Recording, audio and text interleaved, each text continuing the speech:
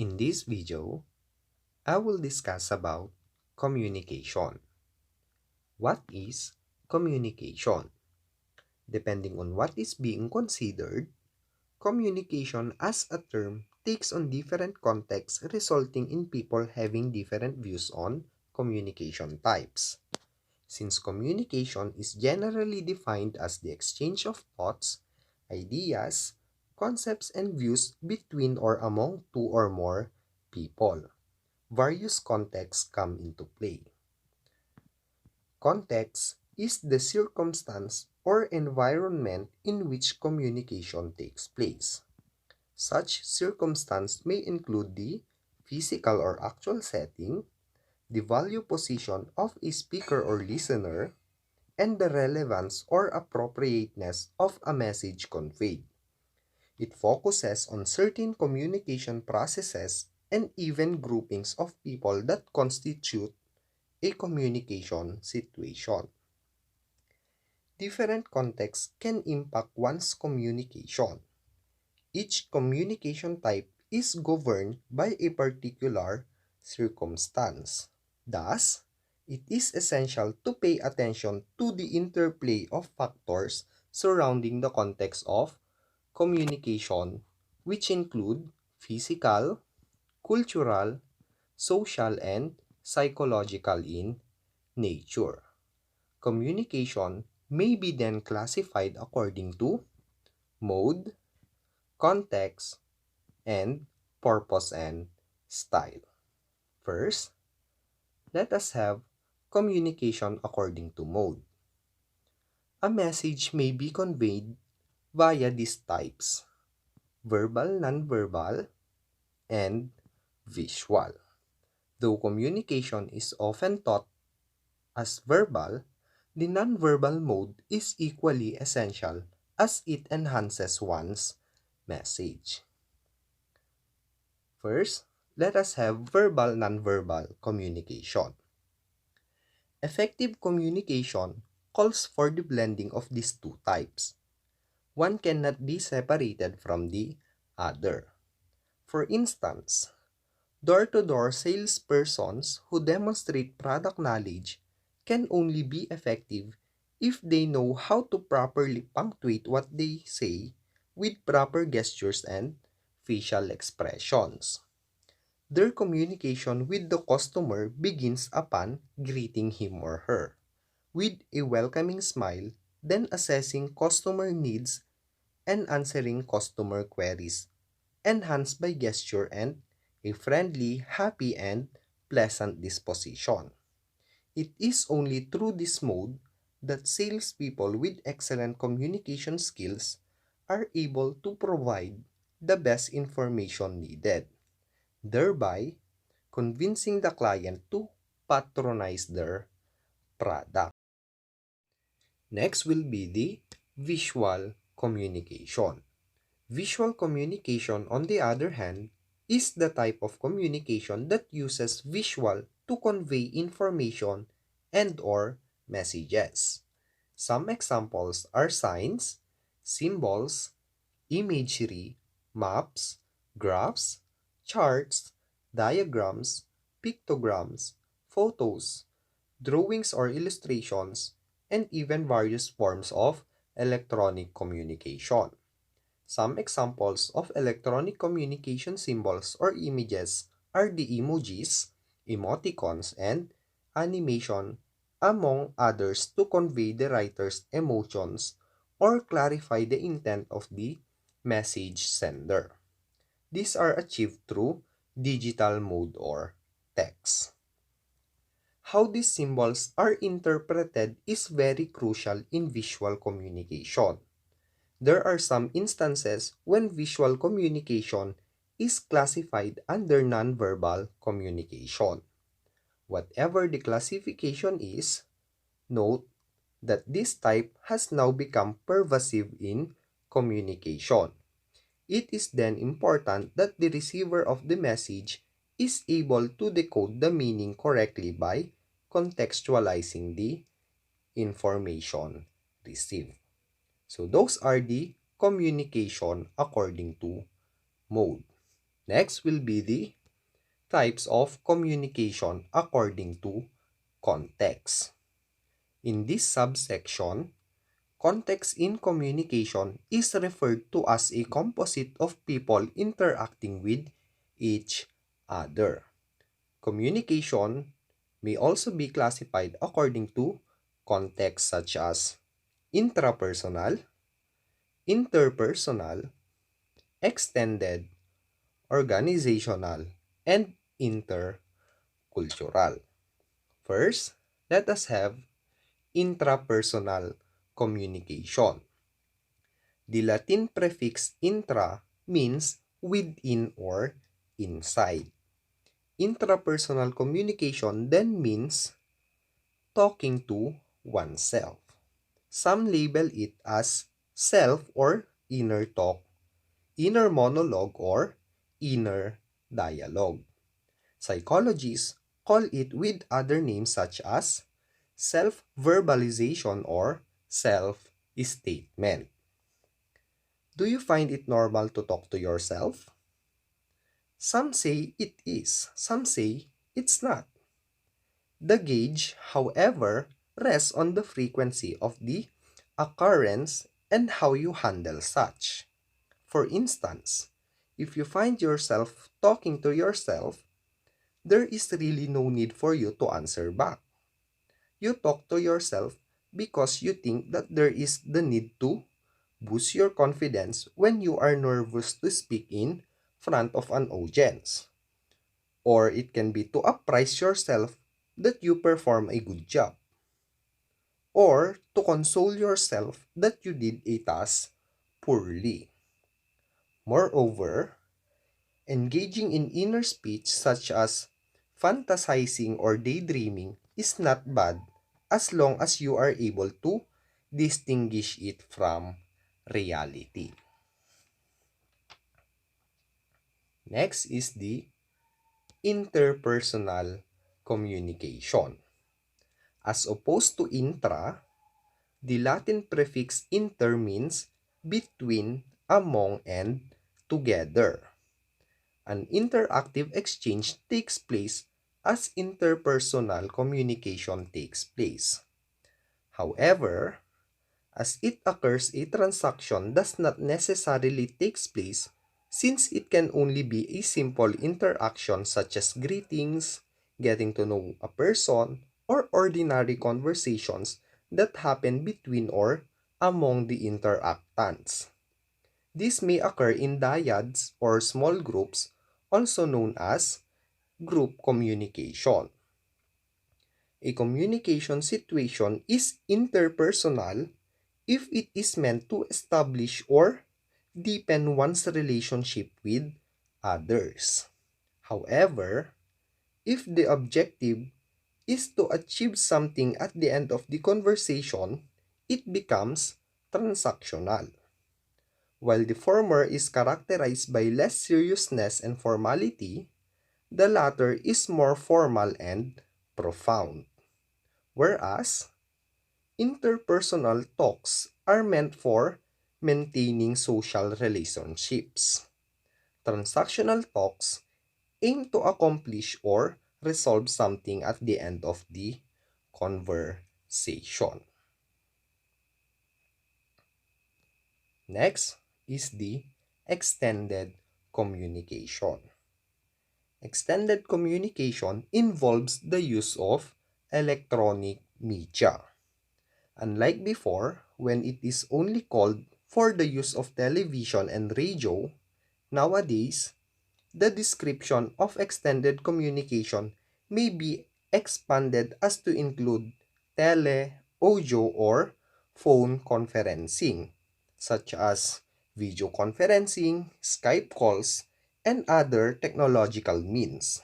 For example, linked by a telecommunication system, people who are far apart or are far from the venue can participate in a meeting or a conference. In a e-conference like this, participants may not be physically present but are still able to track down the lectures and participate actively because of the mass articulation and dissemination of information, allowing speakers to reach a wider group of listeners. Since extended communication is public in nature, speakers are expected to be more prepared when they speak, making their language more formal. Next is the organizational communication. With this type, the focus is on the role that communication plays in organizational contexts. Organizations comprise individuals who work for the company. When you graduate, for example, you become a professional, either working for a company or putting up your own. Whichever, you should know that each organization has expectations that you as a communication professional should meet or that you as the owner may establish. For an organization to be successful, a system of communication should be put in place. A set of rules or standards for communication protocol should be made clear so that the interaction patterns are established. On the part of the individual, you should be equipped with the needed oral and written communication skills that the organization expects you to possess. There are two types of organizational structure. We have the formal and the informal. First, let us talk about the formal structure. Formal structure allows communication to take place via designated channels of message flow between positions in the organization. This may make use of four approaches. First, we have the downward communication. As the term implies, downward communication is the type that flows from upper to lower position. For example, president to a manager or supervisor, a manager to an ordinary staff. The flow of communication is top-down or from a superior to a subordinate, usually asking certain individuals to perform a certain task. The second is the upward communication. Conversely, message transmission in upward communication is bottom-up, in which subordinates send communications to their superiors or bosses, bearing their views or feedback on organizational policies, issues related to their jobs, and the like. The third is the horizontal communication. Horizontal communication is lateral in approach, as it takes place among people belonging to the same level but coming from different departments or units to facilitate performance of tasks through proper coordination. And the fourth one is the crosswise communication. Crosswise approach is diagonal in nature, as employees from different units or departments working at various levels communicate with each other. So each of these communication approaches has its own advantages and disadvantages. Note that these structures are usually presented in the company's organizational chart and policy manuals. On the other hand, informal communication comes from the unofficial channels of message flow, also known as the grapevine messages coming from the different levels of the organization. This occurs due to the dissatisfaction of some employees accompanied by uncertainty, such as superiors playing favorites and unfavorable or unacceptable company rules and regulations. Some employees even resort to baseless gossips and rumors which they spread like wildfire. Tracing the origin of rumor is almost next to impossible. In fact, when some people are confronted, they impute the blame to others so that they can get out of the mess quickly. And the last type of communication according to context is the intercultural communication. As the term implies, intercultural communication is the communication between or among people having different linguistic, religious, ethnic, social, and professional backgrounds. Even gender difference affects communication. Individuals having different orientations communicate and interpret messages differently. This particularly happens with nonverbal communication. For instance, Australians consider eye contact as important in assessing the sincerity of a person, while for Indians, looking straight into the eyes of a person while talking is inappropriate. This does not, however, mean that they are dishonest or insincere. Moreover, Indians interpret waving of hands from side to side as no or go away, while it means hello among Westerners. For Filipinos, twitching of lips means to refer to something or someone. When someone asks, "Where is my book?" instead of responding, "There it is," the response may be twitching or puckering of lips.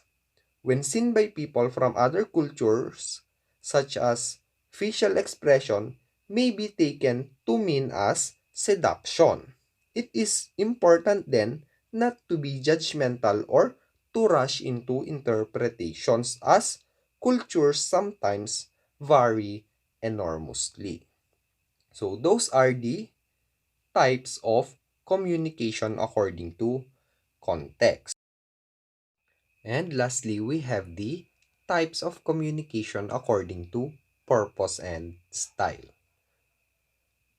Finally, communication may be classified according to purpose and style.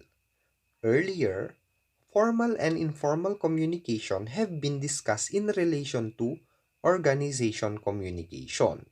Similarly, the types of communication in relation to purpose and style are formal and informal. However, rather than focusing on the transmission of messages and message flow, the focus here is on the communication setting and the mode of delivery. Formal communication employs formal language delivered orally or in written form.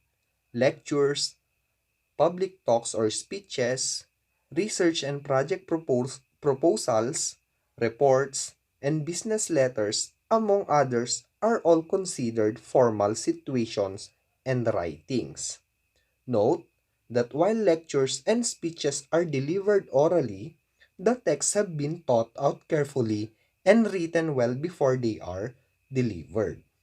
To inform, to entertain, and to persuade are the main objectives of this type of communication.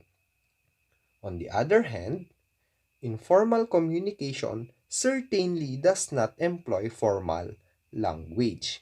It involves personal and ordinary conversations with friends, family members, or acquaintances about anything under the sun. The mode may be oral, as in face-to-face, ordinary or everyday talks and phone calls, or written as in the case of email messages, personal notes, letters, or text messages. The purpose is simply to socialize and enhance relationship. So that is all about communication. Thank you for watching, and I hope you have learned something.